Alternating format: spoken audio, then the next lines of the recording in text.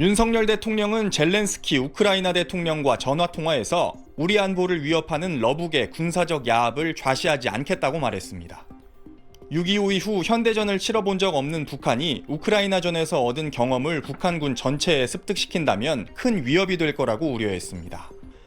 젤렌스키 대통령은 한국의 지원에 사의를 표하고 북한군의 전선 투입 임박으로 전쟁이 새 국면에 접어들고 있다며 북러 협력에 대응하기 위해 조만간 한국에 특사를 파견하겠다고 밝혔습니다. 이와 관련해 국가정보원은 국정감사에서 김영복 부참모총장 등 선발대가 전선으로 이동했을 가능성이 있다고 밝혔습니다. 북한과 러시아 간의 병력 이동이 진행 중인 것으로 판단되며 5위급 군 장성을 포함한 일부 인원의 전선 이동 가능성을 열어두고 확인 중에 있다고 합니다. 국정원은 지금까지 북한군 3천여 명이 러시아에 파병됐는데 올해 모두 1,900명을 보낼 걸로 예상했습니다. 일부는 10대 후반, 주로 20대 초반으로 추정됩니다.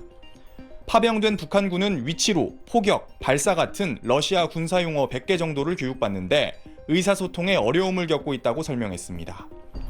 북한 사회 내부의 동요 움직임도 포착됐습니다. 파병 사실이 주민 사이에 퍼지는 걸 막기 위해 장교들의 휴대전화 사용을 금지하고 파병군인 가족들에겐 훈련을 받는다고 거짓말을 하고 있다고 전했습니다.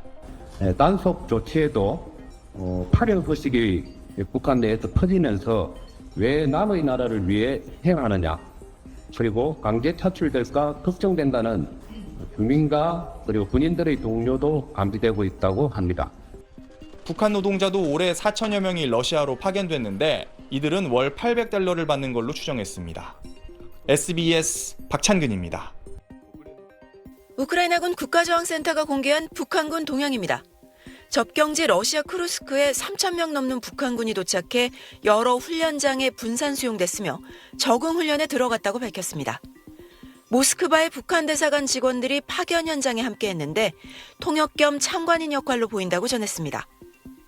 북한군 활동을 보기 위해 러시아군과 북한군 고위 인사들이 속속 도착하고 있다고도 덧붙였습니다. 정찰 자산에 목격되는 걸 피하기 위해 북한군은 주로 야간에 쿠르스크에 도착하고 있다고 설명했습니다.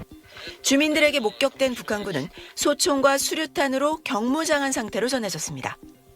북한군이 언제 전투에 투입될지는 아직 확실치 않다고 밝혔습니다. 미국은 북한군이 전장에 투입되면 합법적 공격 대상이 된다고 거듭 경고했습니다. 우크라이나가 북한군을 겨냥해 미국 무기를 사용하는데 새로운 제한을 두지 않을 거라고도 강조했습니다. What about North Korea? 10,000 troops now? It's very dangerous.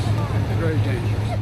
서방에 잇단 경고와 문제 제기에 라브로프 러시아 외무장관은 우크라이나엔 이미 서방 용병이 있다고 응수했습니다.